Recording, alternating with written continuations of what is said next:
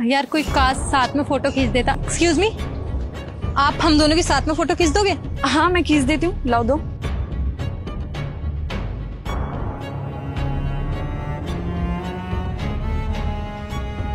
ये लो। Thank you. देख फोटो तो काफी अच्छी खींची है, फोटोग्राफी अच्छी कर लेते हो आप। अच्छा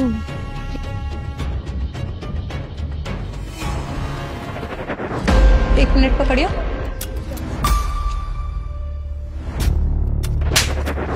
हिम्मत क्या थी तुम्हारी हमारी गाड़ी के आगे आके खड़े होने की? क्या मतलब?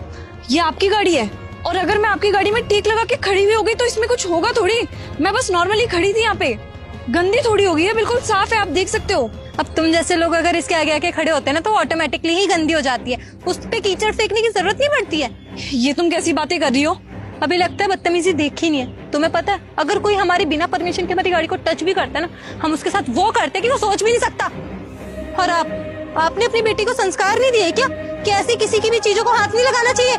अरे तुम कैसी बातें कर रही हो? मेरी बेटी तो सिर्फ टेक लगाकर खड़ी हुई है, इससे तुम्हारी गाड़ी घिस तो नहीं गई? मुझे तो ऐसा लग रहा है ना माँ बेटी दोनों एक जैसी हो, है ना? लोगों के आगे लाइमलाइट बटोरनी होती है, खुद की हैसियत है नहीं गाड़ी खरीदने की, तो एक काम करते हो कि दूसरों की चीजों पे हाथ लगा लेते हो। क्यों यार, सही कह रही हो ना? हाँ सही कह रही हो तुम। इन लोगों की औकात तो होती नहीं है साइकिल खरीदने की भी, और हमारी गाड़ी के आगे टच हो जाते हैं। और देखना ऐसे सूट वूट पहन के आज की डेट में कौन घूमता है? अरे थोड़ा फैशनेबल बन जा। ऐसा लग रहा है कि किसी ने सेंस सिखाया ही नहीं है। और मैं किससे सेंस की होप कर लूं? गांव में तो लोग ऐसी साड़ी सूट पता नहीं क्या क्या अनकंफर्टेबल चीजें पहन के घूमते रहते हैं। देखो बेटा, ये कोई मैनर्स नहीं है बात करने का। हमारी मर्जी, हम जैसे मर्जी कपड़े पहने। तुम कौन होती हो हमें बोलने वाली?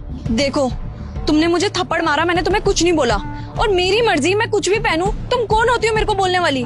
किसी ने सूट पहना है तो वो गांव की गवार होगी। सबको ना अपनी मर्जी की ड्रेस पहनने की फ्रीडम है, समझ में आया तुम्हें? तुम बहुत ज्यादा बोल रही हो। और मैंने ना सिर्फ तुम्हारी गाड़ी का टेक लिया था।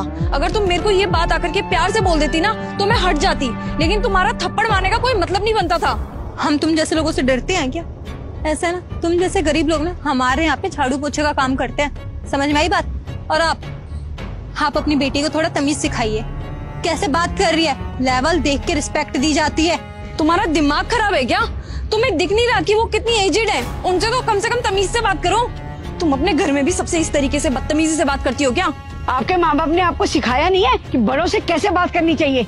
ओ हेलो, तुम्हें ना मेरे माँ बाप के संस्कार पे जाने की जरूरत नहीं है। अरे खुद को देखो पहले। मेरे माँ बाप ने मुझे बहुत अच्छे संस्कार दिए कि कैसे इंसान से कैसे बातें करनी चाहिए। मेरे माँ बाप ने ये मुझे सिखाया हो या ना सिखाया कि छोटे बड़ों से कैसे बात की जाती है, लेकिन ये पक्का सिखाया कि कैसे लोगों से कैसे ट्रीट किया जाता है। अमीर लोगों को रिस्पेक्ट दी जाती है और तुम जैसे गरीब लोगों को जुत्ती के नीचे रखा जाता है। अरे क्या अमीरी और क्या गरीबी, ये सब तुम क्या बोल रहे हो? तुम्हें पता है, सेंस है तुम्हारे अंदर कुछ?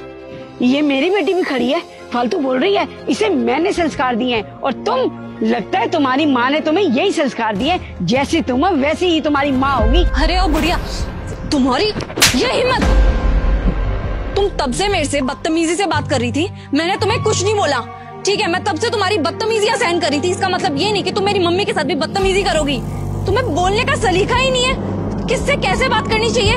मैं तुम्हारी बदतमीजियां सहन करती जा रही थी। तुम्हारी तो बदतमीजियों की कोई लिमिट ही नहीं है। तुम तो सारी हदें क्रॉस करती जा रही हो। तुमने मेरी मम्मी का हाथ कैसे पकड़ा? कभी ये बोल रही हो कि तुम्हारी गाड़ी में टेक लगने से डेंट आ जाएगा, स्क्रैच आ जाएगा, कभी मेरे कपड़ों में कमेंट कर रही हो, मुझे थप्पड़ तक मार दिया, और अब मेरी मम्मी का सीधा हाथ पकड़ लिया। मैंने सोचा तुम दोनों बच्चे हो, फोटो क्लिक कर रहे हो गाड़ी के आगे। मैंने सोचा तुम्हारी फोटो में कहीं मैं डिस्टर्बेंस क्रिएट ना कर दूं, तो इसलिए मैं चुपचाप आकर के यहाँ पे साइड में खड़ी हो गई। मेरी गलती क्या थी? तुम जो अपनी गाड़ी की मुझे दोस्त दिखा रही हो और तुम जो मेरी गाड़ी के आगे फोटो क्लिक कर रही हो, मैं भी तुम्हें वहाँ पे हटा सकती थी, थप्पड़ मार सकती थी, लेकिन मैंने तुम्हें कुछ नहीं बोला।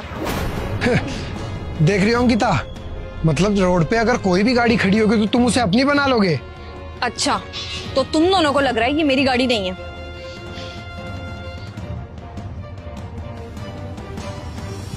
अब तो पता चल गया होगा कि ये गाड़ी मेरी है।